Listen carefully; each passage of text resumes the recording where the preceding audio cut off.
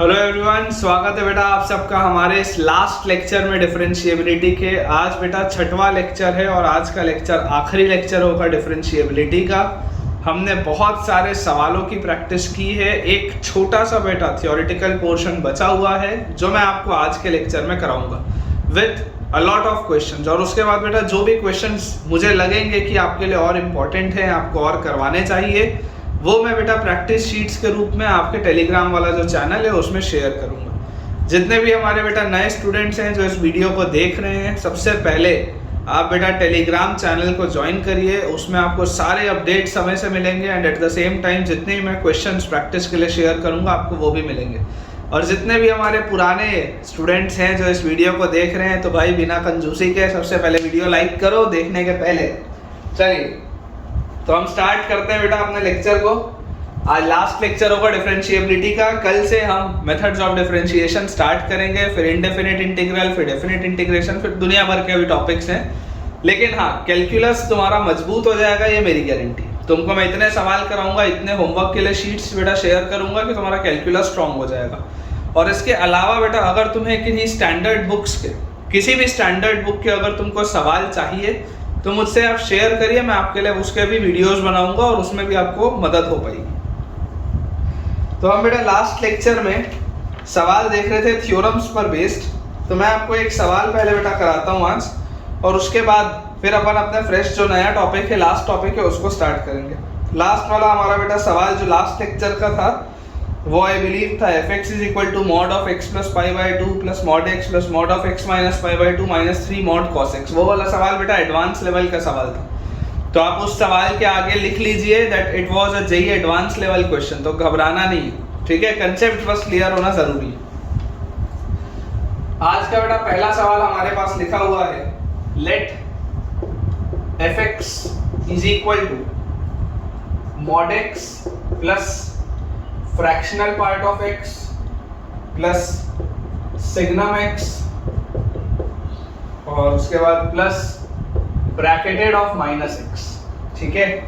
और gx बेटा एक फंक्शन है हमारे पास gx, this is equal to fx plus f of minus x।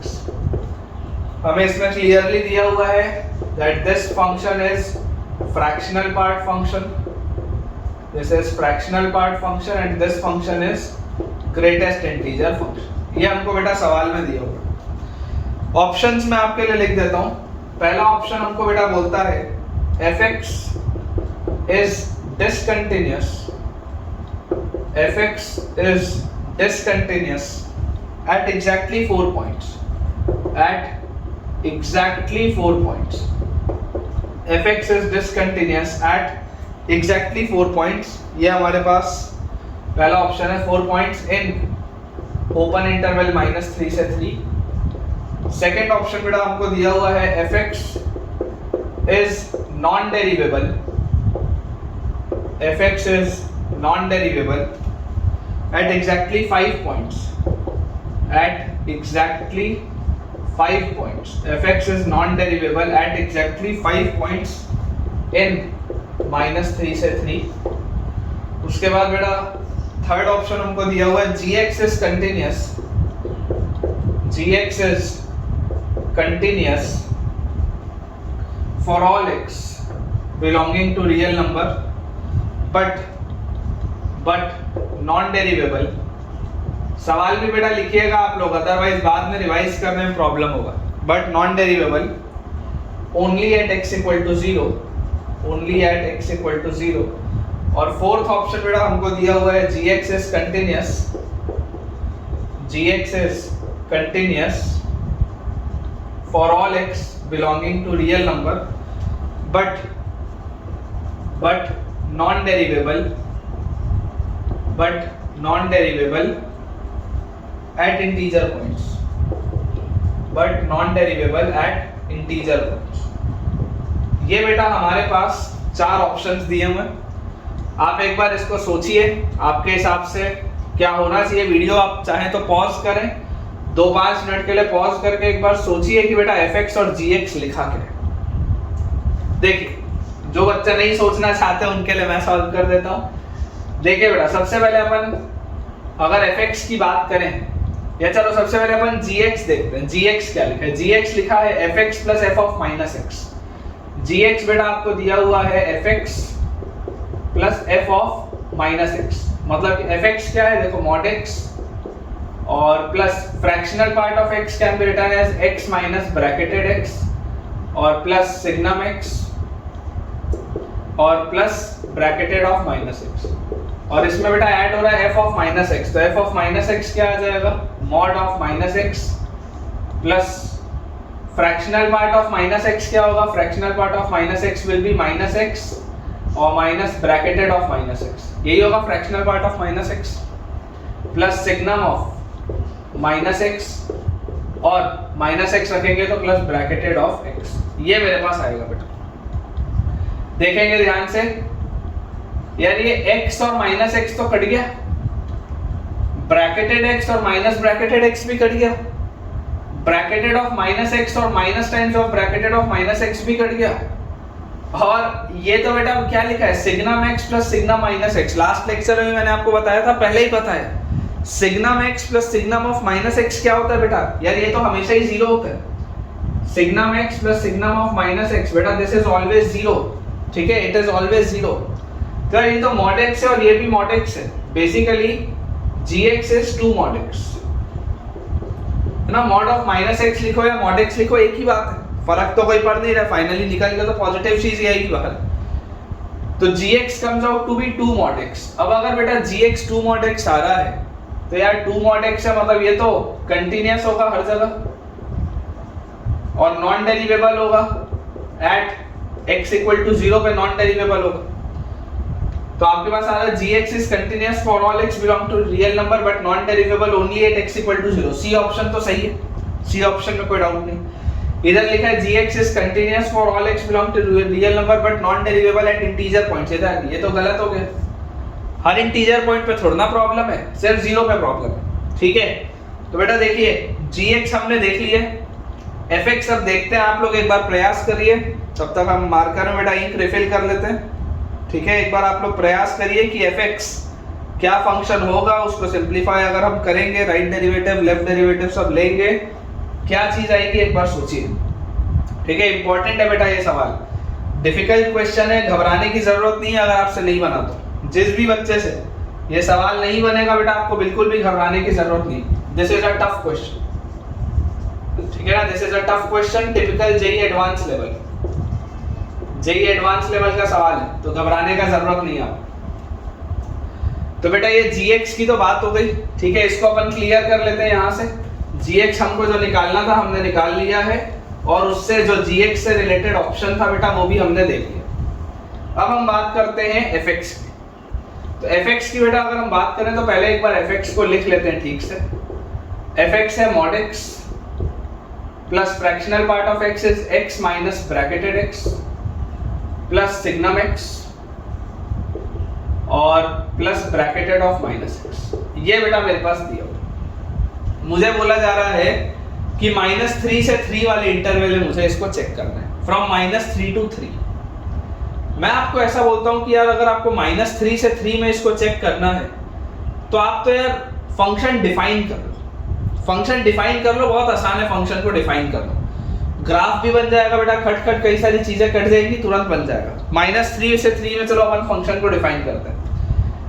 देखो -3 ओपन है व्हेन x इज बिटवीन -3 से लेकर -2 के बीच में, -3 से -2, फिर -2 पे देखेंगे, फिर -2 से लेकर -1, फिर -1 पर देखेंगे, -1 से लेकर 0, फिर 0 पर देखेंगे, 0 से लेकर 1, फिर 1 पर देखेंगे, 1 से लेकर 2, फिर 2 पर देखेंगे, 2 से लेकर 3।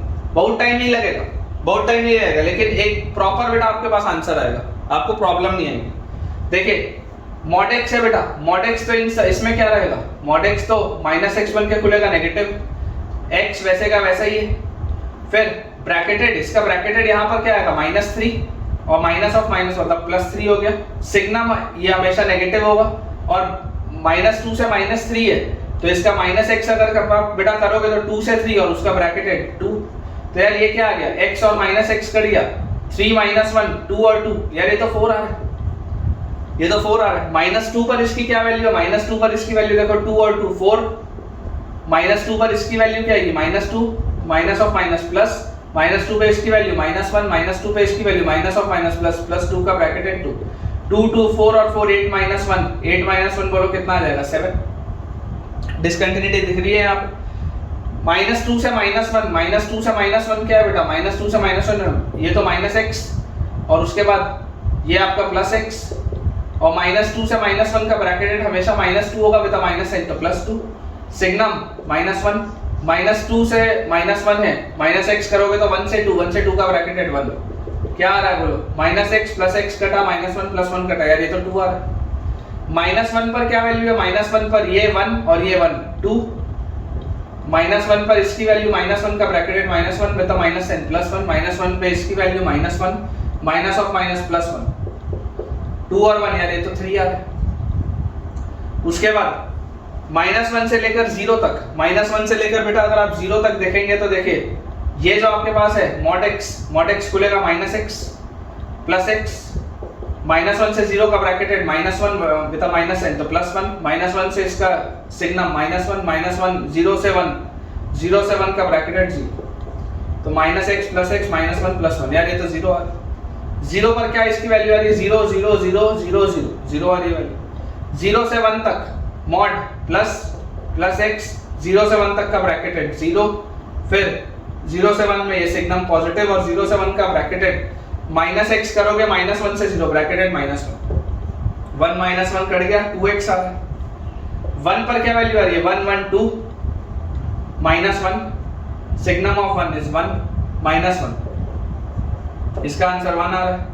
1 से 2 x प्लस x, 1 से 2 का ब्रैकेट है 1, 1 से 2 ये भी 1, 1 से 2 -2 से -1 -2, ठीक है -2 आएगा, तो -1 + 1 कट गया, ये आ गया बेटा 2x -2।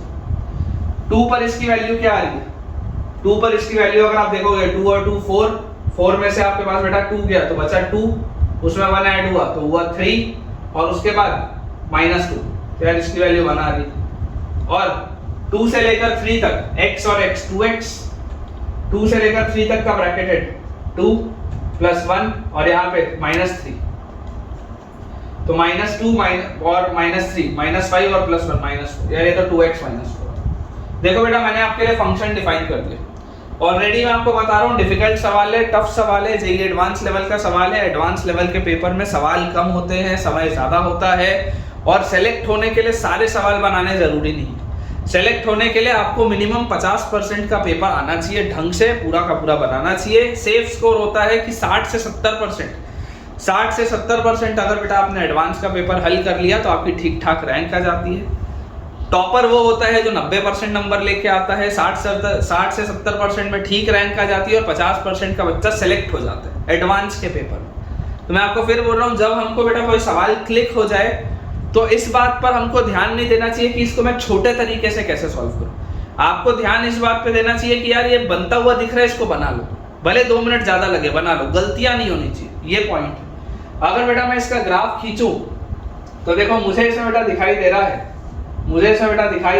कि -3 से लेकर -2 तक, यहाँ पर अपन लिख लेते हैं पॉइंट -3 का, दिस इज -2, दिस इज -1 0 1 2 3, -3 से लेकर बेटा देखो -2 तक आपका ग्राफ क्या है 4 है, ये 1 है, ये 2 है, ये 3 है, ये 4 है। -3 से -2 तक आपका ग्राफ 4 है, ठीक है। उसके बाद -2 पे इसकी वैल्यू 7 है, यहाँ ऊपर कहीं पे 7 आएगी, -2 पे इसकी वैल्यू यहाँ पे फॉलो कर लेते हैं। उसके बाद क्या है, -2 से लेकर -1 तक इसकी वैल्यू 2 है, -2 से -1 तक इसकी वैल्यू 2 है यहाँ पे, ठीक है। -2 से -1 तक बेटा इसकी वैल्यू 2, यहाँ पे अपन फॉलो रखते हैं। और उसके बाद -1 पर इसकी वैल्यू 3, -1 पर इसकी वैल्यू 3, -1 से 0 तक इसकी वैल्यू बेटा 0, -1 से लेकर 0 तक इसकी वैल्यू क्या है बेटा 0, ये हमेशा 0 है, -1 से लेकर 0 तक, यहाँ पे आप फॉलो रख लो। 0 पर भी इसकी वैल्यू 0 है, लो भाई 0 पर भी इसकी वैल्यू 0, 0 से 1 तक इसकी वैल्यू 2x है, तो x की वैल्यू 0 रखोगे तो 0 ही आ रहा है। 0 से 1 तक इसकी वैल्यू 2x है, मतलब कि x की वैल्यू जब आप 1 लेके जाओगे तो ये पूरी चीज x की वैल्यू 1 पर, ये पूरी चीज 2 की तरफ जा रही होगी इस तरीके से, ऐसा। यहाँ पे हॉलो आएगा क्योंकि 1 पर इसकी वैल्यू क्या है, 1 पर इसकी वैल्यू 1 है, 1 पर इसकी बेटा आपको वैल्यू दी हुई है 1। फिर 1 से लेकर 2 तक, 1 से लेकर बेटा अगर आप 2 तक देखोगे तो 1 से लेकर 2 तक ये है 2x माइनस 2, 2x माइनस 2 मतलब इसी लाइन का स्लोप होगा, लेकिन इंटरसेप्ट उसका -2 होगा, तो यहाँ -2 इधर इस तरीके से आएगा हमारे पास, ठीक है। इसको बेटा अगर आप देखेंगे तो ये आपके पास कुछ ऐसी लाइन आएगी, 2x माइनस 2 है 1 से लेकर 2 तक, 1 से लेकर 2 तक हमारे पास, तो ये ऐसी लाइन होगी बेटा कुछ ऐसी, ठीक है। ये इस तरीके से होगी, जो बैक ट्रेस करोगे तो -2 से जाएगा, दिस इज 2x माइनस 2 वाली लाइन। देखो x की वैल्यू 1 अगर आप रखते तो x की वैल्यू 1 अगर आप रखते तो बेटा 1 पर इसकी वैल्यू 1 थी, ठीक है। 1 अगर आप इसमें रखते हो यहाँ पर, तो ये देखो आपके पास कितना आ रहा है, 0 आ रहा है, तो यहाँ पर आपके पास हॉलो आएगा। और 2 अगर आप रखोगे तो 2 × 2 4 - 2, यहाँ पर 2 पर इसकी वैल्यू, यहाँ पर हॉलो आएगी, 2 पर इसकी वैल्यू बेटा 1 है, तो 2 पर अगर इसकी वैल्यू 1 है तो यहाँ पर ये आ जाएगा। और 2 से 3 तक बेटा इसकी वैल्यू है 2x माइनस 4, 2x माइनस 4 बेटा जो होगा ये -3 - 4 ऐसा होगा, तो 2 से लेकर 3 तक भी ऐसी ही आपके पास लाइन आएगी। और उसमें आपको बेटा देखो ये चीज दिखाई दे रही है कि जब आप 2 इधर रखोगे तो 2 × 2 4 - 4, ये 0 की तरफ जा रहा होगा, यहाँ हॉलो आएगा। और 3 पर तो ये ओपन रहेगा, यहाँ पर भी ये बेटा ओपन रहेगा। अब जरा बेटा सोच के देखो, आपको बोला जा रहा है -3 से लेकर 3 तक, ठीक है। मैं इस वाले एंड पॉइंट की तो मैं बात ही नहीं कर रहा, इस पॉइंट को तो आप छोड़ दो, अपन एंड पॉइंट की बेटा बात नहीं कर रहे हैं, अपन इसमें देखो बात किसकी कर रहे हैं, -3 से 3 ओपन इंटरवल में। आप सबसे पहले तो ये देखिए फंक्शन डिसकंटिन्यूअस है या नहीं, फंक्शन इज डिसकंटिन्यूअस। कितनी जगह डिसकंटिन्यूअस है, 4 जगह एक है डिसकंटिन्यूअस, देखो -2 पे डिसकंटिन्यूअस है। डिसकंटिन्यूटी के बेटा मैं पॉइंट्स लिख रहा हूं, डिसकंटिन्यूअस देखो इसका ग्राफ हमने खींच लिया, इसके ग्राफ में देखो डिसकंटिन्यूटी कहां पर आ रही है, -2 पे आ रही है, -1 पे डिसकंटिन्यूटी आ रही है, 0 पे डिसकंटिन्यूटी है क्या, 0 पे तो नहीं है बेटा, देखो 0 पे तो कंटिन्यूअस है फंक्शन। अच्छा उसके बाद 1 पर डिसकंटिन्यूटी है, 2 पर डिसकंटिन्यूटी है, 1 पर डिसकंटिन्यूटी है, 2 पर डिसकंटिन्यूटी है। डिसकंटिन्यूटी के 4 पॉइंट्स हैं, -2 -1 1 and 2, these are the 4 points of discontinuity. 0 पर देख लो बेटा आपका फंक्शन कंटिन्यूअस है, तो fx is discontinuous at exactly 4 points, बिल्कुल सही बात, बराबर 4 पॉइंट पे, 5 पे नहीं है, 0 पे नहीं है। fx is non derivable at exactly 5 points. अब नॉन डेरिवेबिलिटी कहां होती है, जिधर जिधर डिसकंटिन्यूटी आएगी उधर उधर नॉन डेरिवेबिलिटी तो आनी ही है, बिकॉज डिसकंटिन्यूटी इंप्लाइज नॉन डेरिवेबिलिटी। अगर मेरा फंक्शन ही डिसकंटिन्यूअस है तो नॉन डेरिवेबल होना उसका निश्चित है, ये बात सीधी सीधी। तो यार इन 4 पॉइंट्स पे 1 2 3 और 4, ये 4 पॉइंट्स पे तो नॉन डेरिवेबल है ही है, लेकिन बेटा 0 पर भी नॉन डेरिवेबल है। 0 पर नॉन डेरिवेबल क्यों है, क्योंकि यार 0 पे तो शार्प कॉर्नर है, 0 पे फंक्शन कंटिन्यूअस है, कंटिन्यूअस है। देखो डिसकंटिन्यूटी के 4 पॉइंट्स हैं, कंटिन्यूटी का सिर्फ एक पॉइंट है दैट इज 0, लेकिन नॉन डेरिवेबिलिटी के ये 5 पॉइंट है, -2 -1 1 2 एंड 0, जो कि 0 पर बेटा शार्प कॉर्नर है। तो fx is non derivable at exactly 5 points, सही बात, बिल्कुल सही बात। तो इस बेटा सवाल के जो करेक्ट आंसर्स हुए that is A, B and C, है ना। It is a very good question, it is a very good question, a brilliant question बेटा। और अगर आपने ये खुद से सही बना लिया था तो बहुत ही अच्छी बात है। और अगर आपको बेटा ये सवाल अच्छा लगा है तो फिर यार आपको मुझे कमेंट्स में बताना भी पड़ेगा कि हाँ सर हमको ये सवाल अच्छा लगा, ताकि इस तरीके के बेटा सवाल मैं आपके लिए और भी लेके आ पाऊँ। तो चलिए बेटा अपन अगले सवाल की तरफ आगे बढ़ते हैं।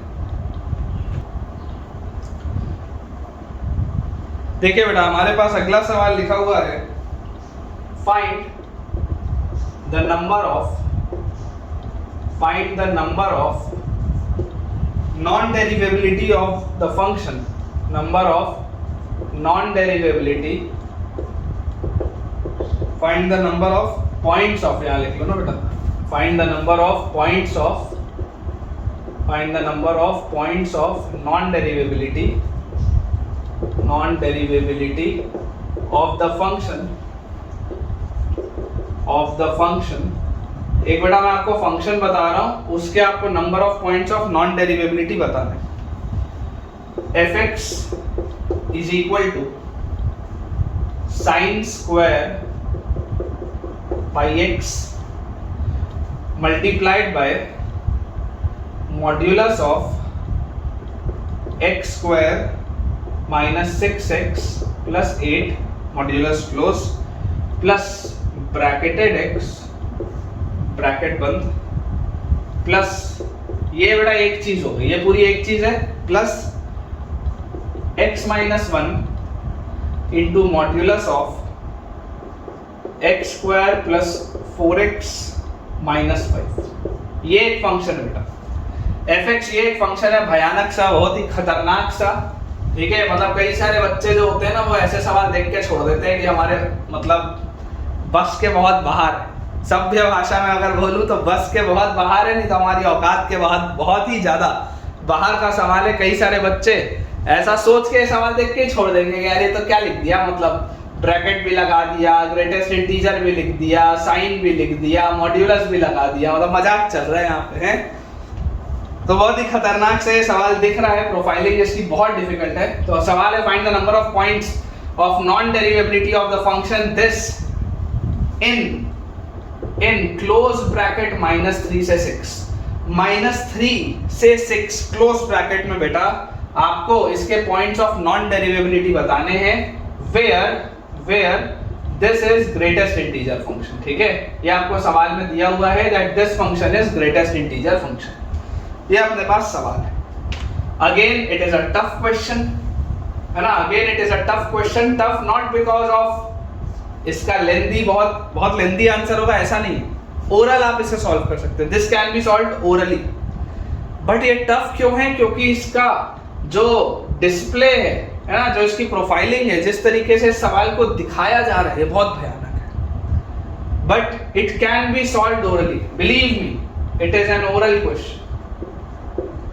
आप इसे बहुत आसानी से बेटा ओरली सॉल्व कर सकते हैं, लेकिन प्रॉब्लम यह है कि हमारे कंसेप्ट्स मजबूत होने से हमें सवाल देखकर समझ में आना चाहिए कि हमको सवाल क्या बोल रहा है, क्या बोलना चाह रहा है, किस तरफ लेकर जा रहा है, ठीक है। ध्यान से आप देखिए बेटा, मैं आपको इसमें हिंट देता हूँ। हिंट ये है कि आपको इसमें थ्योरम्स का यूज होगा बहुत तगड़ा इसमें बेटा आपको थ्योरम्स का यूज होगा। देखिए अपन बनाना चालू करते हैं। मैं आपको इसको थोड़ा सा सिंप्लीफाई करके लिख के देता हूँ ताकि आप इसको इजिली समझ पाए, पढ़ पाए। क्या लिखा हुआ है ये साइन स्क्वायर पाई एक्स, ये साइन स्क्वायर पाई एक्स इससे जब मल्टीप्लाई होगा इससे, तो ये क्या लिखा हुआ है, ये वाली जो चीज है देखो, क्या ये x minus 4 into x minus 2 लिखा है क्या, x minus 4 into x minus 2, देखो जरा ध्यान से, x square minus 4x minus 2x minus 6x plus 8 वही लिखा हुआ है, मतलब मॉड में लिखा हुआ है x माइनस 4 इंटू मॉड में लिखा हुआ है x माइनस 2, ये लिखा हुआ है। उसके बाद ये साइन स्क्वायर पाई एक्स इससे जब मल्टीप्लाई होगा तो लिखा हुआ है sine square pi x into bracketed of x, ये लिखा है। फिर x माइनस 1 इससे मल्टीप्लाई होगा तो ये क्या लिखा हुआ है, ये x plus 5 into x minus 1 लिखा है क्या, देखो जरा ध्यान से, modulus of x plus 5 into x minus 1, ये लिखा हुआ है कि x square plus 5x minus x minus plus 4x minus 5, बिल्कुल सही। तो this is plus x minus 1 into mod of x plus 5 into mod of x minus 1, ये बेटा हमारे पास दिया हुआ है, ठीक है, ये हमारे पास दिया। इस सवाल को मैंने थोड़ा सा आपके लिए सिंप्लीफाई करके ये लिख दिया। अब आप बेटा थ्योरम सोचिए, थ्योरम क्या बोलते हैं। फिलहाल मैं पहले आपको सिर्फ इस चीज की बात कर रहा हूं, फिलहाल मैं सिर्फ इस चीज की बात कर रहा हूं, और इस चीज में बोल रहा हूं बेटा ये एक फंक्शन है, ये दूसरा फंक्शन, ये एक फंक्शन है और ये पूरा ये दूसरा फंक्शन, ठीक। अब मुझे एक बात बताओ, क्रिटिकल पॉइंट्स कौन कौन से, ये दूसरे वाले फंक्शन के लिए क्रिटिकल पॉइंट्स कहां पर है। तो मैं बोलूंगा कि यार इसके लिए क्रिटिकल पॉइंट 2 पे और 4 पे है। पहला वाला तो क्या है, पहला वाला तो कंटिन्यूअस है, साइन स्क्वायर पाई एक्स को किसी से तकलीफ थोड़ा है, sine square pi x is a continuous function, it is a differentiable function, sine square pi x है स्मूथ कर्व होगा भैया, साइन स्क्वायर बेटा साइन का ग्राफ स्मूथ होता है, sine square pi x is a smooth curve, it is a differentiable curve, it is a derivable curve, हर जगह। लफड़ा यहां पर है, प्रॉब्लम इसको है, तो अगर प्रॉब्लम इसको है तो इसका क्रिटिकल पॉइंट किधर किधर है, 2 पे और 4 पे। थ्योरम ये बोलता है कि अगर एक फंक्शन डेरिवेबल है और एक फंक्शन नॉन डेरिवेबल है तो क्रिटिकल पॉइंट पे आपको जब चेक करना होगा कि दोनों का प्रोडक्ट क्रिटिकल पॉइंट पे बेटा जब आपको चेक करना होगा कि इन दोनों फंक्शंस का प्रोडक्ट डेरिवेबल है या नहीं है, तो आपको क्या चेक करना है कि क्या मेरे क्रिटिकल पॉइंट पर डेरिवेबल फंक्शन जीरो होता है क्या। मैंने इंपॉर्टेंट कंसेप्ट बताया था बेटा पिछली बार, याद करो। अगर क्रिटिकल पॉइंट पे डेरिवेबल फंक्शन जीरो हो गया, अगर बेटा क्रिटिकल पॉइंट पे डेरिवेबल फंक्शन जीरो हो गया, तो एक डेरिवेबल और एक नॉन डेरिवेबल का प्रोडक्ट 100% डेरिवेबल हो जाएगा। ये बात मैंने आपको बताई थी। तो अगर बेटा ये बात आपको याद है तो जरा सोच के देखो, इसके लिए क्रिटिकल पॉइंट 2 है। अगर मैं 2 पे डेरिवेबिलिटी का चेक मारूं तो 2 रखते ही sin 2 पाई का होल स्क्वायर, sin 2 पाई तो जीरो होता है, ये तो जीरो हो रहा है, मतलब कि 2 पे तो डेरिवेबल हो गया, 2 पे तो डेरिवेबल हो गया। ठीक, 4 पे बोलो, 4 पे भी प्रॉब्लम है इसको, इस फंक्शन को 4 पे भी प्रॉब्लम है, नॉन डेरिवेबल हो रहा है ये वाला फंक्शन 4 पे, लेकिन ये 4 रखते ही sin 4 पाई तो जीरो होता है, उसका स्क्वायर जीरो होता है, मतलब यार ये तो डेरिवेबल आ गया 4 पे भी। मतलब क्या है कि यार ये जो मैंने पूरा एनक्लोज किया है, ये जो बेटा मैंने पूरा फंक्शन एनक्लोज किया है, यार ये वाला फंक्शन तो हमेशा डेरिवेबल है। This is always derivable, this is always derivable. इसको समझिए बेटा, बहुत इंपॉर्टेंट है। दिस इज ऑलवेज डेरिवेबल, ये हमेशा डेरिवेबल हो गया, क्योंकि इसके लिए इकलौता तो नहीं, इसके लिए केवल 2 ही क्रिटिकल पॉइंट थे, वो क्या थे, 2 और 4, और 2 और 4 पे सामने वाला फंक्शन तो जीरो हो रहा है। अभी देखो, तुमको अगर ये कंसेप्ट पता है तो ये सवाल तुम जल्दी बना सकते हो, लेकिन अगर बेटा तुमको ये कंसेप्ट नहीं पता तो तुम सोचो ऐसे सवाल में बेटा ना जाने कितने सारे क्रिटिकल पॉइंट्स, और उसमें जब तुम राइट हैंड डेरिवेटिव और लेफ्ट हैंड डेरिवेटिव लोगे तो पागल नहीं हो जाओगे क्या? सोच के देखो कितना मेहनत लगेगा। ठीक है, तो थोड़ा सा ध्यान से देखेंगे। ये तो हो गया, ये डेरिवेबल है। अब इसको पकड़ो बेटा। अगर अब मैं इसको देखूं तो यार मैं बोलूंगा कि यार सारे ही इंटीजर पॉइंट्स पे, एट ऑल द इंटीजर्स -3 से 6 तक जितने इंटीग्रल पॉइंट्स हैं, it is non derivable at integers. अच्छा, इस बेचारे फंक्शन के लिए तो क्रिटिकल पॉइंट क्या है, इंटीजर है, क्योंकि ये बेचारा डिसकंटिन्यूअस हो जाता है इंटीजर पे। लेकिन यार ये तो हर जगह डेरिवेबल है, ये तो हर जगह कंटिन्यूअस है। अब जरा सोचो, product of 2 functions, one of them is derivable, the other one is non derivable। 2 products का बेटा, 2 फंक्शंस का प्रोडक्ट, एक डेरिवेबल एक नॉन डेरिवेबल। क्रिटिकल पॉइंट्स क्या हैं? क्रिटिकल पॉइंट्स इंटीजर्स हैं। क्रिटिकल पॉइंट इंटीजर्स हैं। क्या सारे इंटीजर्स में बेटा sin of n pi zero होता है क्या? ये तो पढ़ के आया हूं मैं क्लास 11 में, sin of n pi zero होता है where n belongs to an integer। तो अगर sin of n pi zero होता है तो मेरा पहला वाला जो फंक्शन है वो तो हर क्रिटिकल पॉइंट पे जीरो होगा, और अगर ये हर क्रिटिकल पॉइंट पे जीरो होगा तो इस डेरिवेबल फंक्शन का प्रोडक्ट जब तुम इस नॉन डेरिवेबल फंक्शन के साथ करोगे तो रिजल्टेंट तो हमेशा ही अगेन क्या आएगा, डेरिवेबल।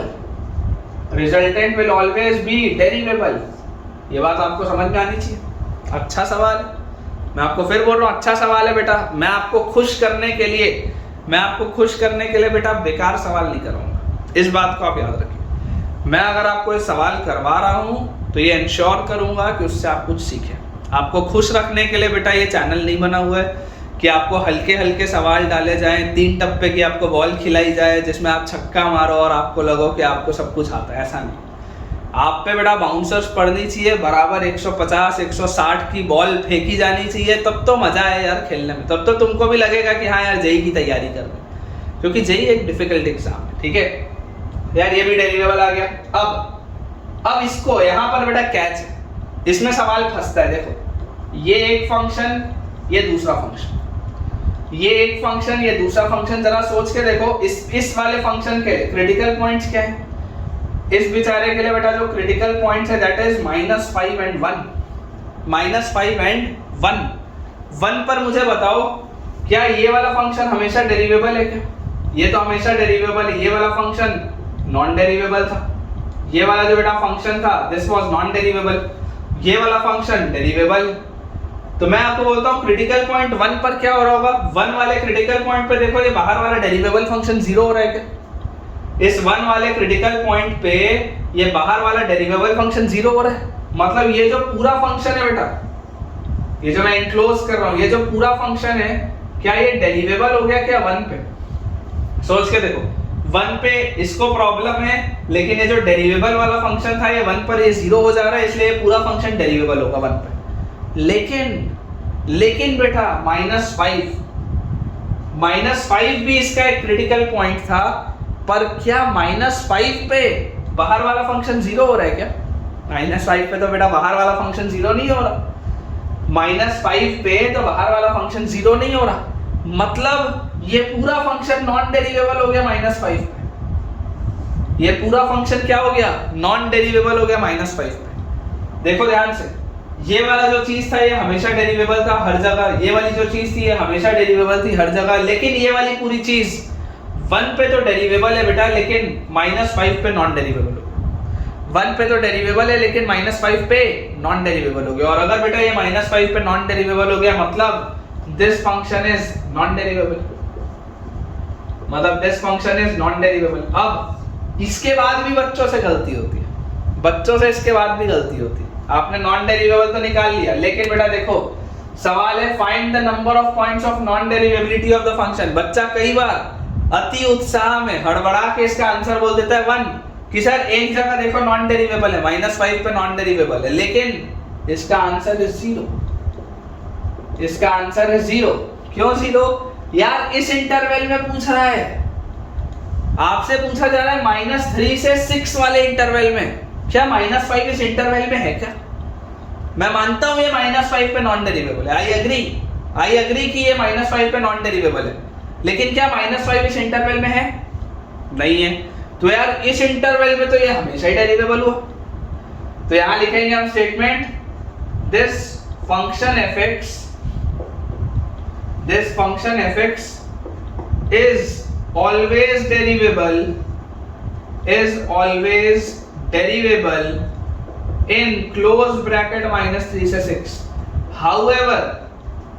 However, it is non-derivable at x equal to -5. x equal to -5 पे नॉन डेरिवेबल है, लेकिन क्योंकि मुझसे -3 से 6 का इंटरवल पूछा गया है, -3 से 6 के इंटरवल में यह हमेशा डेरिवेबल है। तो find the number of points of non derivability, तो भैया नॉन डेरिवेबिलिटी तो है ही नहीं, हमेशा ही क्या होगा? डेरिवेबल होगा। ठीक है, तो हमारे पास बेटा इसका answer will be 0। It is non derivable only at x equal to -5, but it is not in the interval. जो हमसे पूछा जा रहा है बेटा उस इंटरवल में ये नहीं। तो चलिए बेटा अब हम अपने अगले टॉपिक के साथ स्टार्ट करते हैं। सवालों की प्रैक्टिस बहुत सारी हो गई, एक छोटा सा थ्योरेटिकल पोर्शन बचा हुआ है, मैं आपको वो जल्दी से कराता हूँ, और उसके बाद बेटा अपना ये डिफरेंशिएबिलिटी का चैप्टर जो है वो बहुत ही बढ़िया तरीके से कंप्लीट हो जाएगा। चलिए बेटा हमारा अगला जो टॉपिक है that is determination of a function, determination of a function which is differentiable, determination of a function which is differentiable and satisfy a functional rule। मतलब कि इसमें बेटा हमारे पास कुछ ऐसे सवाल होंगे जिसमें एक फंक्शनल रूल होगा। फंक्शनल रूल के सवाल हमने रिलेशंस एंड फंक्शंस वाले बेटा चैप्टर में किए। एक फंक्शनल रूल होगा और जो भी आपको फंक्शन दिया जाएगा that will be a differentiable function. तो डिफरेंशिएबल फंक्शंस होंगे, एक फंक्शनल रूल वो फॉलो कर रहे होंगे और उसको बेटा हमें सॉल्व करना है। ठीक है, तो हमको देखिए इसमें पहले मैं आपको थ्योरी बता देता हूँ, हालांकि उस थ्योरी का कोई बहुत ज्यादा काम नहीं आएगा, लेकिन स्टिल मैं पहले आपको थ्योरी करा देता हूँ, फिर हम डायरेक्टली क्वेश्चंस की प्रैक्टिस करेंगे। तो बेटा इसमें 4 basic steps, there are 4 basic steps. देखिए पहला स्टेप क्या होता है, f' लिखना होता है। f' क्या होता है? f' is limit h approaches 0 f x plus h minus fx by h। ये आपका पहला स्टेप है। ठीक है, आपको डेरिवेटिव निकालना है। दूसरा स्टेप होता है बेटा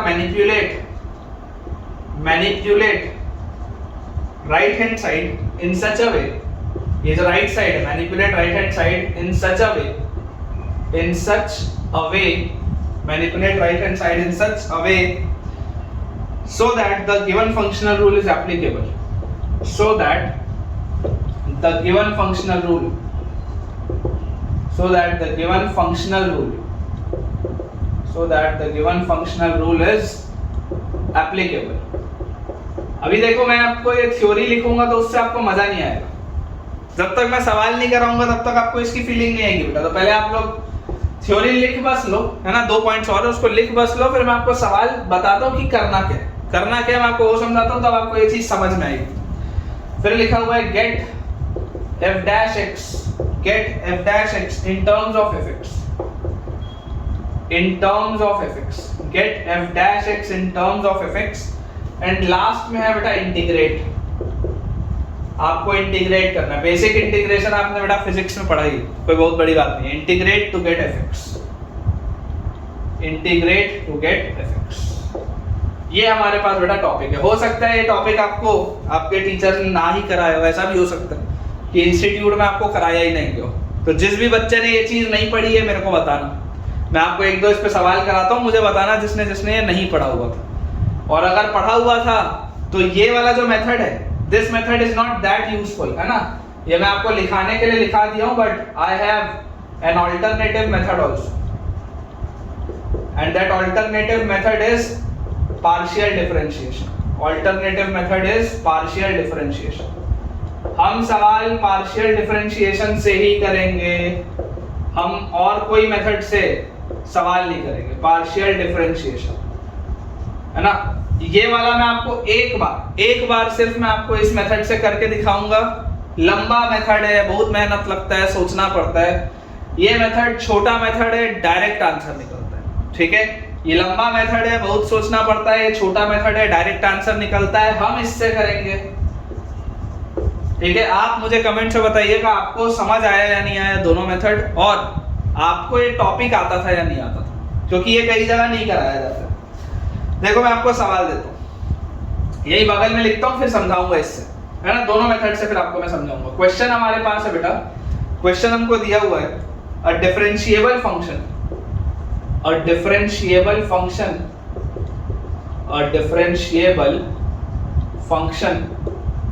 satisfies the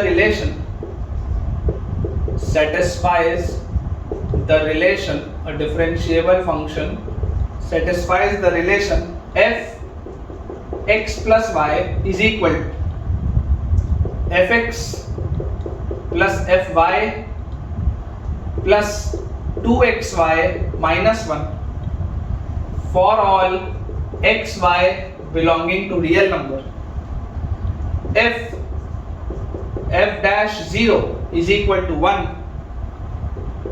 Find fx.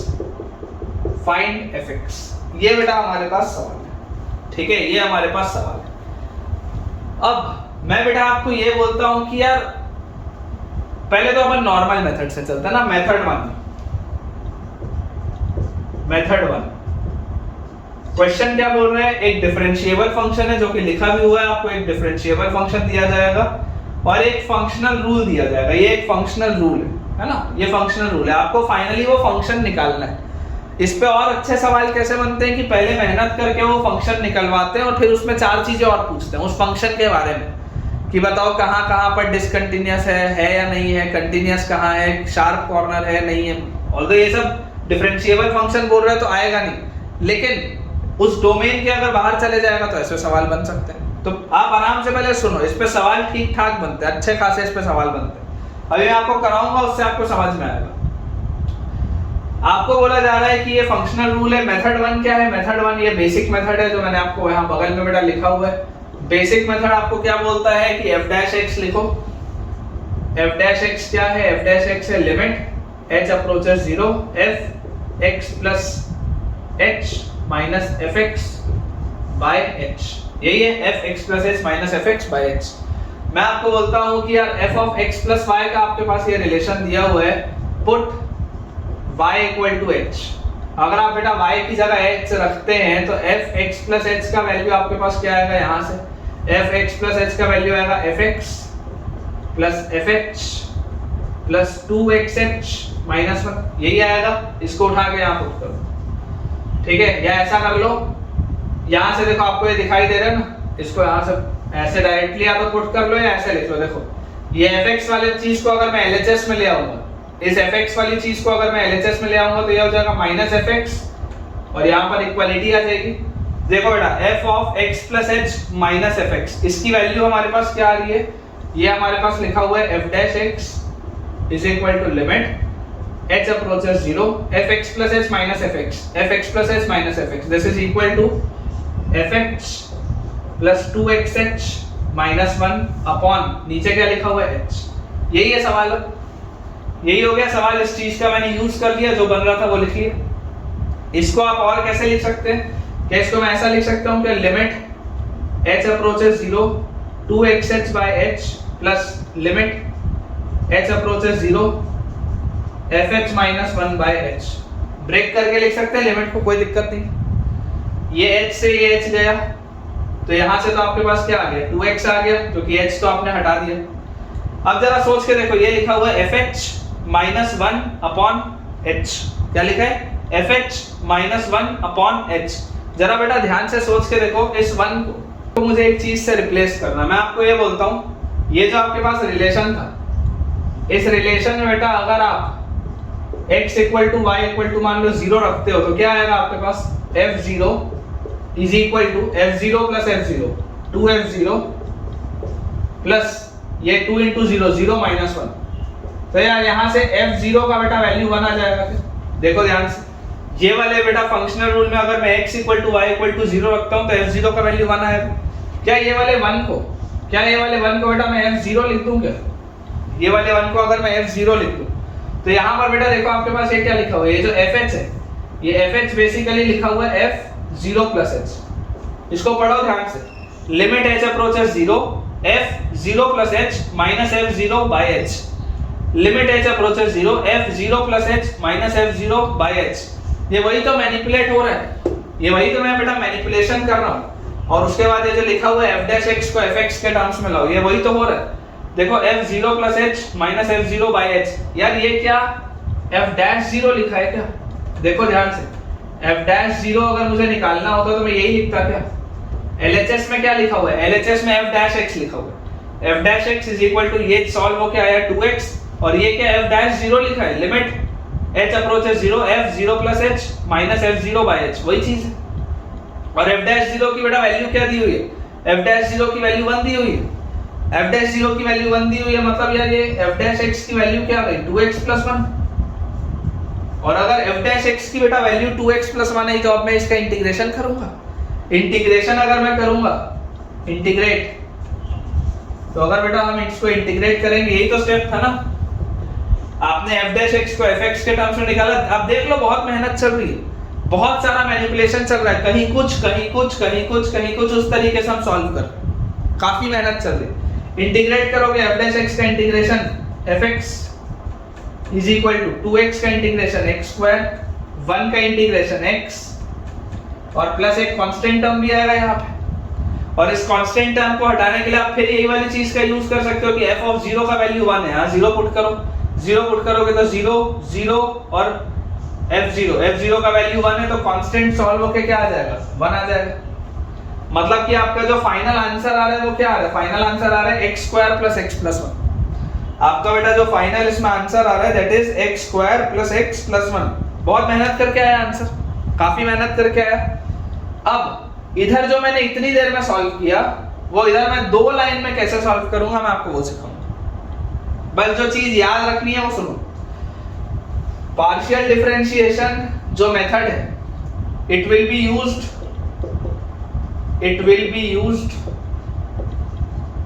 only in symmetric relations. It will be used only in symmetric relations.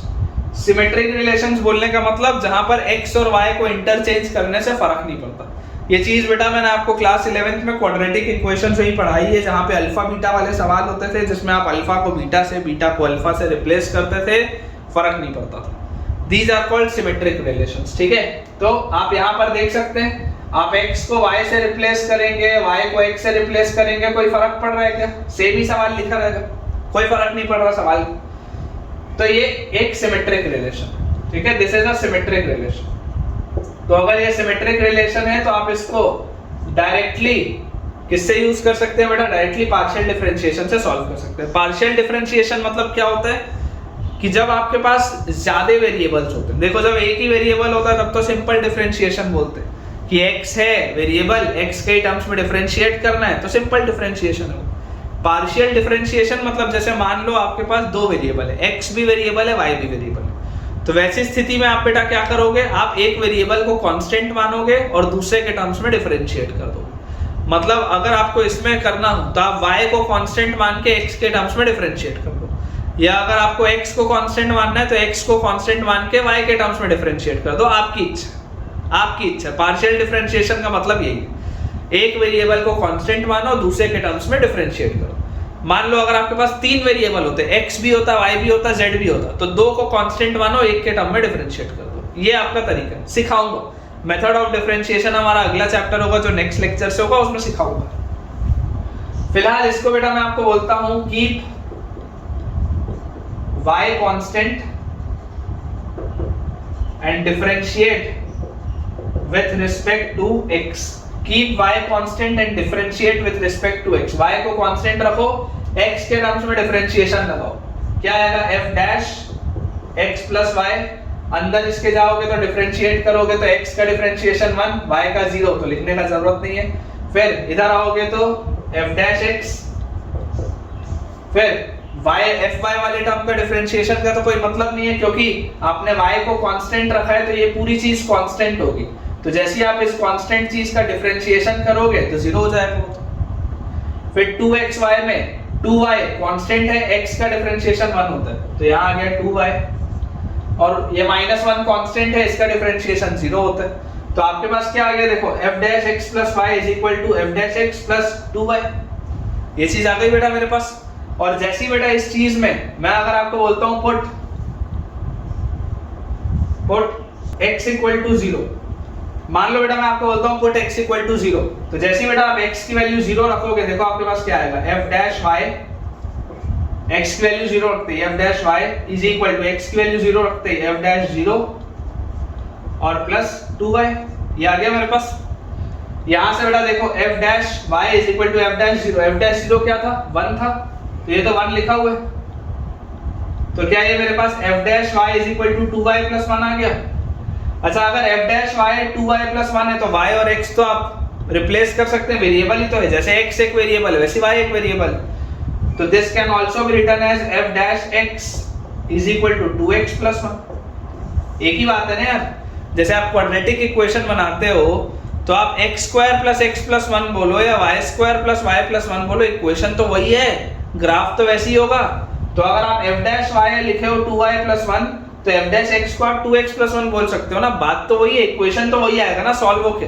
मुझे फाइनली fx निकालना था इसलिए मैंने x के टर्म्स में लिखा है, तो देखो सेम रिलेशन बन गया। यहाँ जो इतनी मेहनत करके आया था ये वही रिलेशन आ गया, f dash x is equal to 2x plus 1, same relation आ गया, सिर्फ इतने में, 2 लाइन में, और इधर कितनी मेहनत थी। तो partial differentiation is a very good method बेटा, it is a very good method. मैं भी आपको ऐसे बहुत सारे सवाल कराऊंगा, तो आप घबराइए मत। इसको बेटा एक बार आप नोट कर लीजिए, इसका आंसर मैंने आपके लिए निकाल दिया ही है, इसके आगे आप सॉल्व करेंगे, इंटीग्रेट करेंगे तो आपके पास आंसर आ जाएगा। या final answer is x square plus x plus 1। अब देखो ओरिजिनल सवाल देखकर बेटा दूर दूर तक आपको ये चीज का अंदाजा भी नहीं था कि ये क्वाड्रेटिक निकलेगा। अब अगर ये क्वाड्रेटिक निकल गया तो सोचो इस क्वाड्रेटिक के साथ कितने सवाल बनाए जा सकते। मतलब ये आपने जैसे ही fx डिफाइन करवा लिया, fx आपने निकलवा लिया एक बार क्वाड्रेटिक इक्वेशन, उसके बाद यार आप इस पे लिमिट्स का सवाल अलग से बना सकते हो। इस क्वाड्रेटिक का यूज करते हुए आप पूरा का पूरा थ्योरी ऑफ इक्वेशन खोल सकते हो क्वाड्रेटिक का इस इक्वेशन का यूज करते हुए। समझिए बेटा, बहुत सारे सवाल बनते हैं, मिक्सिंग ऐसे ही होती है चैप्टर्स की, इसलिए बोला जाता है कि आपको अच्छे से आना चाहिए, जो भी आता है सब बढ़िया से आना चाहिए, तभी आपसे सवाल बनेंगे। चलिए मैं अगला बेटा आपको सवाल कराता हूं, उससे आपको ये वाली चीज ज्यादा बेटर अब क्लियर होगी। देखिए बेटा हमारे पास अगला सवाल है, अब जल्दी जल्दी बेटा अपन सवाल बनाएंगे। f of x plus y is equal to fx plus fy। if f of x plus y is equal to fx plus fy for all x comma y belonging to real numbers, prove that f kx is equal to k times fx. f kx is equal to k times fx for all k comma x belonging to real. ये आपके पास सवाल, बहुत simple सा बेटा सवाल है। देखिए आप तो सिंपल अपना जो सेकंड मेथड था पार्शियल डिफरेंशिएशन वाला उससे आप आगे बढ़ जाइए, क्योंकि आपको ये दिखाई दे रहा है सिमेट्रिक रिलेशन है ना, f of x plus y is equal to fx plus fy है ना, this is a symmetric relation. तो मैं पार्शियल डिफरेंशिएशन की बेटा बात करूंगा। पार्शियल डिफरेंशिएशन क्या बोलता है? पार्शियल डिफरेंशिएशन बोलता है एक को कांस्टेंट रखो, दूसरे के टर्म्स में डिफरेंशिएट करो। तो आप x को आप x के टर्म्स में डिफरेंशिएट करो, y को कांस्टेंट रखो, तो f dash x plus y is equal to यहाँ पे क्या आएगा f डैश x और प्लस आगे क्या आएगा, आगे इसमें कुछ भी आएगा क्या? आप अगर यहाँ पर बेटा देखेंगे तो यहाँ पर आपके पास क्या आएगा, ये तो y वाला चीज तो कांस्टेंट है, तो f dash x plus y का वैल्यू क्या है, f डैश x के बराबर है। ठीक है, अब जैसे ही f डैश x का वैल्यू बेटा f dash x plus y का वैल्यू f डैश x के बराबर आ रहा है, मान लो मैं आपको बोलता हूँ पुट x इक्वल टू 0। मान लो बेटा मैंने आपको बोला x को आप 0 रखो, जैसे ही आप बेटा x को 0 रखोगे आपके पास क्या आ जाएगा, f dash y is equal to f dash 0 के बराबर आ गया। f डैश y का वैल्यू किसके बराबर आ गया, f डैश 0 के बराबर। और ये f डैश 0 क्या होगा बेटा, ये कोई ना कोई कांस्टेंट चीज होगी। आपने देखो वैल्यू पुट की है ना, आप बेटा अगर यहाँ पर f डैश 0 लिख रहे हो मतलब आपने यहाँ पर कोई वैल्यू पुट की होगी, डिफरेंशिएट करके कोई आपने वैल्यू 0 पुट की होगी, तो कुछ तो कांस्टेंट आएगा जो भी होगा। तो यहाँ से बेटा आपके पास आ गया f dash y is equal to some constant c। ये जो कांस्टेंट है मान लो इसको c बोलो। तो अगर f डैश y का बेटा वैल्यू आपके पास कोई कांस्टेंट c आ रहा है, इंटीग्रेट कर लो। इंटीग्रेट आप जैसे ही करेंगे आपके पास क्या आएगा, fy is equal to cy plus कोई एक और कांस्टेंट मान लो, c डैश मान लो, इंटीग्रेट करने में आता ही है।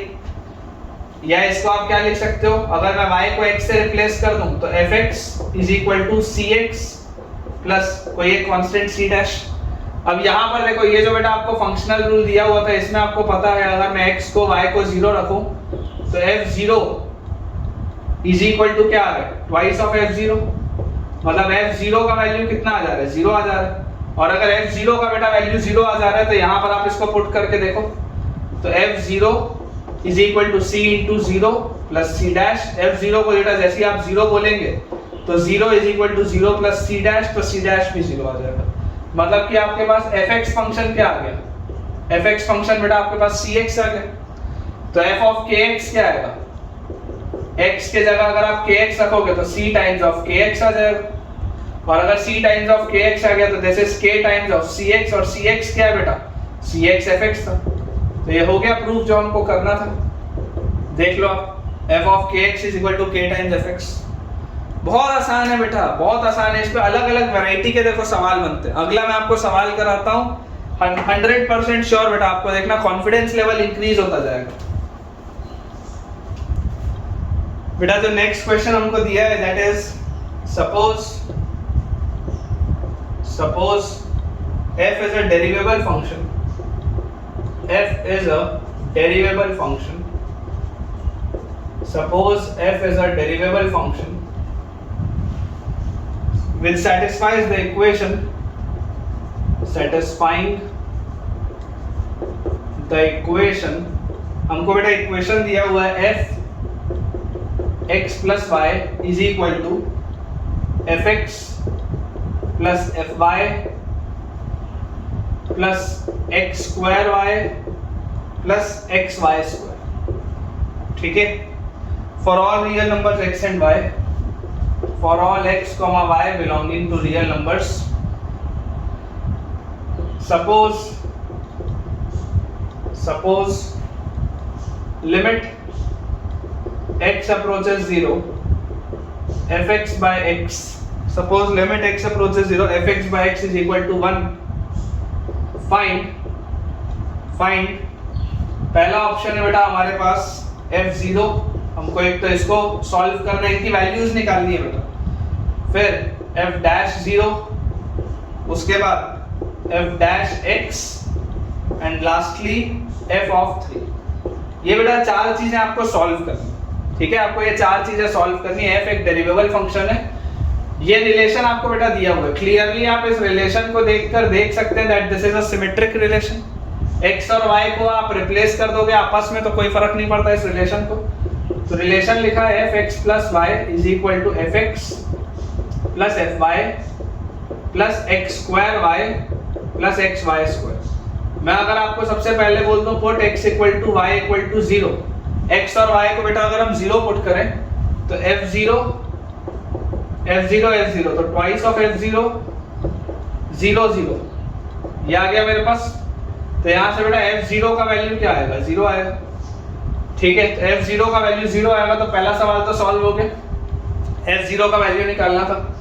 अब सेकंड बेटा हम हमारे पास है f dash 0 निकालना। अब देखो अगर बेटा f0 का वैल्यू 0 है, अगर बेटा f0 का वैल्यू 0 है तो देखो यहाँ पर आपको क्या बोला गया है, आपको बेटा दिया हुआ है limit x approaches 0 fx by x, इसका वैल्यू 1, ये आपको दिया गया limit x approaches 0 fx by x, इसका वैल्यू 1। मैं अगर बेटा आपको इसको बोलता हूं आप इसको इस तरीके से लिखिए, कैसे लिखे मैं आपको बता रहा हूं। Limit h approaches 0 f of 0 plus h minus f0 by h is equal to 1। देखो मैंने आपको क्या बोला, मैंने आपको बेटा ये बोला देखो f0 का वैल्यू 0 है तो बेसिकली ये तो मैंने 0 लिखा हुआ है, तो ये तो ना भी लिखा हो तो दिक्कत नहीं है। और x को मैंने h से रिप्लेस किया, मैंने x को बेटा h से रिप्लेस किया, तो ये x था, इस 0 अगर ना भी लिखा हो तो fh by h ही तो लिखा है। ये जो पूरी चीज लिखी है बेटा इसको देखो मैंने अपने हिसाब से जमा के लिखा है, ये जो पूरी चीज लिखी है basically this is fh by h। मैंने सिर्फ x को h से रिप्लेस किया, ये fh by h लिखा है। देखो ये fh ये तो 0 ही है by h, तो इसका आंसर बी वाले ऑप्शन का आंसर क्या आएगा बेटा 1 आएगा, ठीक है। Basically this is what, this is f dash 0, so this implies f dash 0 is equal to 1। ये बात भी आपको समझ में आनी चाहिए कि f dash 0 का वैल्यू बेटा देखो हमारे पास क्या आ रहा है, f dash 0 का वैल्यू हमारे पास 1 आ जा रहा है। अब तीसरा है बेटा f dash x। देखो अगर आपको ये वाली चीज ना भी समझ आई हो तो अभी आ जाएगी, थोड़ी देर में आ जाएगी, घबराओ मत। अगर बेटा मैं f dash x की बात करूं, f dash x की बात, तो यार पार्शियल डिफरेंशिएशन करें। पार्शियल डिफरेंशिएशन अगर बेटा मैं करूंगा तो मैं आपको क्या बोलूंगा, y को कांस्टेंट रखो, x के टर्म्स में डिफरेंशिएट करो। f dash x plus y is equal to f dash x, y वाला टर्म गायब होगा, यहाँ y कांस्टेंट रहेगा x स्क्वायर का 2x, तो यहाँ आ जाएगा 2xy, यहाँ पे y वाला टर्म कांस्टेंट रहेगा, x का डिफरेंशिएशन 1 हो जाएगा तो प्लस y स्क्वायर। ये मेरे पास आया f dash x plus y is equal to f dash x plus 2xy plus y square, ठीक है। अब बेटा यहाँ पर अगर मुझे f dash x निकालना है, मैं बेटा अगर आपको ये बोल दूं कि put x is equal to 0, मान लो बेटा मैं आपको बोल दूं पुट x equal to 0, जैसे बेटा आप x की वैल्यू 0 रखेंगे आपके पास क्या आ गया, f dash y is equal to f dash 0, ठीक है ना। आपने x को 0 रखा तो f dash y is equal to f dash 0 plus आपने बेटा x को 0 किया, ये गायब, प्लस y स्क्वायर, ये आ गया मेरे पास। f dash 0 का वैल्यू देखो हमने बेटा क्या निकाला है, f dash 0 का वैल्यू 1 निकाला, तो ये तो यार क्या लिखा हुआ है 1 लिखा हुआ है। तो आप बेटा आप जैसे ही इसको इंटीग्रेट करेंगे, जैसे ही आप बेटा इसको इंटीग्रेट करेंगे, इंटीग्रेट करते ही आपके पास आ जाएगा fy is equal to 1 का इंटीग्रेशन y स्क्वायर का y क्यूब बाय 3 और इसके साथ एक कांस्टेंट आ जाएगा c। और मुझे पता है f ऑफ 0 का वैल्यू क्या है, f ऑफ 0 का वैल्यू 0 है, तो अगर f ऑफ 0 का बेटा वैल्यू 0 है तो यहाँ पर यार 0 अगर मैं पुट करूंगा तो 0 0 0 प्लस c, तो c का वैल्यू भी क्या आ गया 0 आ गया। मतलब फंक्शन का वैल्यू क्या आया बेटा, fy का वैल्यू आया y plus y cube by 3, या मैं ऐसा बोल सकता हूँ fx का वैल्यू क्या आएगा x cube by 3 plus x, ये आ जाएगा फंक्शन का value x cube by 3 plus x। एक बार अपना आंसर बेटा अपन टैली कर लेते हैं, x cube by 3 plus x, बिल्कुल सही। और जैसी बेटा ये चीज हमारे पास आई, अब आपको फाइनली क्या निकालना है, लास्ट में f3 निकालना है, ठीक है। यहाँ पर मैंने f dash x लिख दिया है, अच्छा एफ डैश एक्स तो हमने निकाल ही लिया था ना, एफ डैश एक्स ही आया था। अगर एफ डैश वाई ये था तो एफ डैश एक्स भी यही होगा, ठीक है। एफ डैश एक्स होगा 1 प्लस एक्स स्क्वायर, तो एफ डैश एक्स आ जाएगा 1 प्लस एक्स स्क्वायर। यहाँ से हमने सॉल्व करके एफ एक्स निकाल लिया। F3 निकालना है अगर, तो F3 will be 3 cube 27/3 9 plus 3, इसका आंसर आएगा बेटा 12, ठीक है। लास्ट वाले का आंसर आपके पास आ जाएगा 12। तो मुझे उम्मीद है बेटा ये सवाल आपको ठीक ठाक पसंद आया होगा, क्योंकि यार ये सवाल अच्छा था, पिछले वालों से बेटर था बेटा ये क्वेश्चन, तो आपको मुझे उम्मीद है कि अच्छे से समझ में आया होगा। चलिए अगला सवाल देखते हैं बेटा। अगला बेटा अपने पास जो सवाल है, नेक्स्ट क्वेश्चन अपने पास लिखा हुआ है, late f be a differentiable function, let f be a differentiable function, let f be a differentiable function satisfying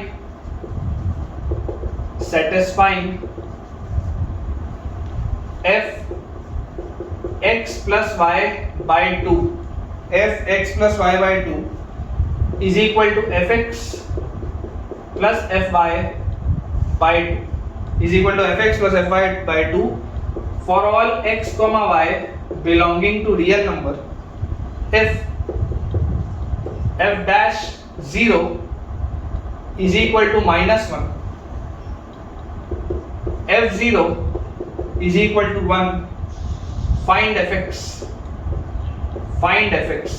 ये बेटा हमारे पास सवाल है, ठीक है।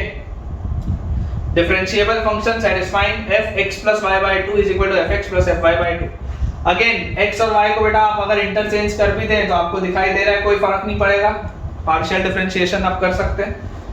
तो लिखा हुआ है हमारे पास functional rule f x plus y by 2 is equal to f x plus f y by 2। x के टर्म्स में अगर बेटा मैं डिफरेंशिएट करूं, y को कांस्टेंट रखूं, तो यहाँ पे मेरे पास आ जाएगा f dash x plus y by 2, ठीक है ना, ये आ जाएगा f dash x plus y by 2।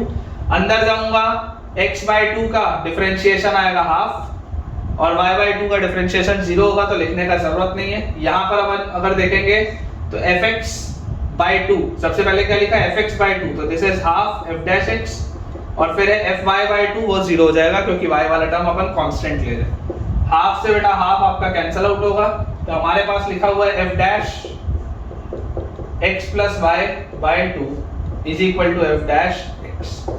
ये बेटा हमारे पास दिया हुआ है, ठीक है।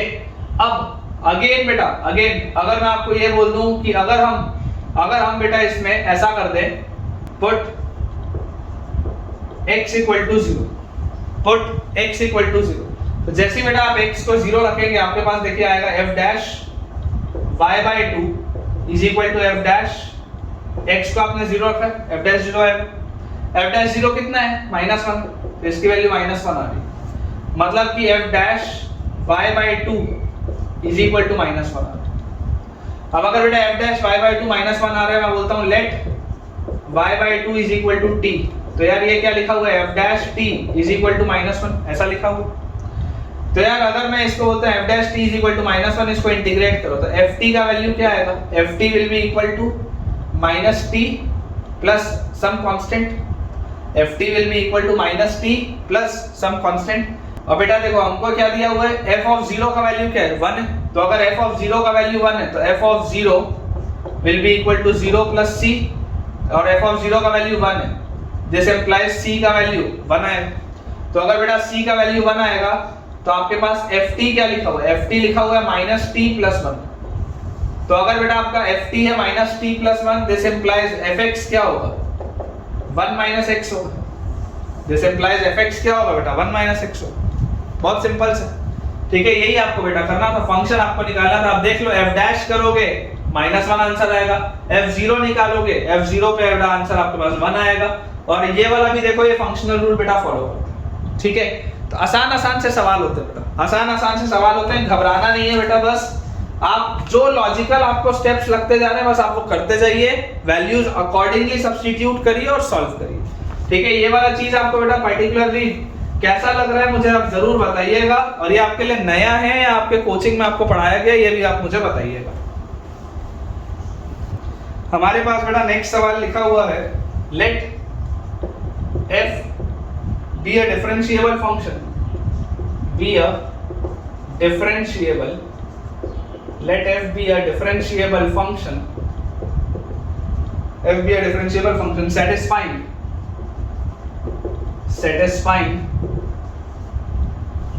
f x plus y by 3 is equal to 2 plus fx plus fy by 3 for all x comma y belonging to D and f dash 2 is equal to 2, find fx। ये बेटा अपने पास सवाल है, आज के लेक्चर का लास्ट सवाल है कि let f be a differentiable function satisfying। Again देखो बेटा हमारे पास जो लिखा हुआ है एक सिमेट्रिक रिलेशन लिखा है, for all x and y f dash 2 is equal to 2, find fx। देखिए अगर बेटा इस रिलेशन को मैं लिखता हूं, क्या लिखा है, f x plus y by 3 is equal to 2 plus fx plus fy upon 3। Partial differentiation करेंगे x के रिस्पेक्ट में बेटा y को कांस्टेंट रखेंगे, तो जैसे ही हम इसको पार्शियली डिफरेंशिएट करें हमारे पास आ जाएगा f dash x plus y by 3, x by 3 का डिफरेंशिएशन 1 by 3, y by 3 का बेटा 0 हो जाएगा, 2 by 3 का 0 होगा, fx by 3 का 1 by 3 f dash x, fy by 3 constant है बेटा y तो 0 हो जाएगा, 1 by 3 और 1 by 3 यहां से कटेगा, तो हमारे पास बेटा ये लिखा हुआ है f dash x plus y by 3 is equal to f dash x। अगर हम बेटा इसमें ऐसा कर दें, put x is equal to 2, मान लो बेटा अगर मैं x की वैल्यू 2 रखता हूं तो मेरे पास क्या आ जाएगा, f dash y plus 2 by 3, f dash y plus 2 by 3 is equal to f dash 2, और f dash 2 बेटा क्या दिया हुआ हमको, 2 दिया हुआ। हमें बेटा देखो जो भी चीज सब्स्टिट्यूट करनी है वो देख के सब्स्टिट्यूट करनी है कि उससे हमारे पास मिलेगा क्या, कोई रटा रटाया चीज नहीं। आपको यहाँ पर f dash 2 दिया है तो आपको यहाँ पर f dash 2 जनरेट करना पड़ेगा, आपको वेरिएबल जैसे बेटा रखने पड़ेंगे कि वो चीज जनरेट हो पाए। तो जैसी बेटा ये चीज हमारे पास आ गई, तो देखिए यहाँ से अपन और क्या निकाल सकते हैं, अगर अपन ध्यान से इसमें देखें, अगर मैं आपको बोलता हूँ x और y को हम 0 रख देते हैं तो ये आ जाएगा f0 is equal to 2 plus 2f0 by 3, 3f0 minus 2f0, तो f0 का वैल्यू बताओ कितना आ रहा है, 2 आ रहा है, f0 का वैल्यू 2 आ रहा है। सॉल्व अगर बेटा यहां से अपन करेंगे तो अपने पास देखो लिखा हुआ है f dash y plus 2 by 3 this is equal to 2। अगर इस पूरी चीज को बेटा मैं फिलहाल के लिए t मान लूं तो f dash t का वैल्यू 2 है, इंटीग्रेट आप बेटा करोगे तो इंटीग्रेट करते ही आपको क्या मिलेगा, ft is equal to 2t plus c। f0 का वैल्यू 2 है, f0 जिसके वैल्यू 2 है दिस इज इक्वल टू 0 रखोगे तो 2 into 0 0 plus c, तो c का वैल्यू क्या आया, 2 आया, तो c का वैल्यू बेटा 2 आया, इसको यहाँ पर आप पुट करोगे देखो ft का वैल्यू क्या आ गया, ft is equal to 2t plus 2, ft is equal to 2t plus 2 मतलब fx क्या होगा, fx आपके पास आ जाएगा बेटा 2x plus 2, जो fx का बेटा रिलेशन होगा that will be 2x plus 2। आप देख सकते हैं ध्यान से f dash अगर आप निकालेंगे तो f dash x की वैल्यू 2 आ रही है, हमेशा ही 2 होगा तो f dash 2 भी 2 होगा। और अगर बेटा उसके बाद आप किसी भी और वैल्यू पे अगर सॉल्व करेंगे, जैसे आप देखिए यहाँ पर आपके पास f dash 2 2 हो गया, और आप अलग अलग वैल्यूज अगर रख के देखेंगे तो फाइनली आपके पास fx क्या आ रहा है, 2x plus 2 आ रहा है, एक लीनियर रिलेशन आ रहा है। ठीक है, एक सिंपल सा बेटा अपने पास एक लीनियर रिलेशन आ रहा है, f of 0 का वैल्यू 2 है, देख लो आप 0 रखोगे f of 0 का वैल्यू 2। तो बेटा इसके साथ डिफरेंशिएबिलिटी के हम लास्ट में पहुंच चुके हैं, और मुझे पूरी उम्मीद है कि डिफरेंशिएबिलिटी को बेटा मैंने जस्टिस करके पढ़ाया है, बहुत मेहनत करके पढ़ाई है, काफी सारी चीजें मैंने आपको बताई है, और ये वाला बेटा जो पर्टिकुलर फंक्शनल रूल वाली चीज थी ये कई जगह नहीं पढ़ाई जाती। तो आपको अगर ये चीज न्यू लगी हो तो मुझे आप कमेंट्स में बेटा बिल्कुल बताइएगा कि हाँ हमारे लिए सर ये नया था। और लिमिट्स, कंटिन्यूटी, डेरिवेबिलिटी में अगर आपका कॉन्फिडेंस बेटा बूस्ट अप हुआ है तब तो यार वीडियो को एक थम्स अप करना, लाइक करना बनता है।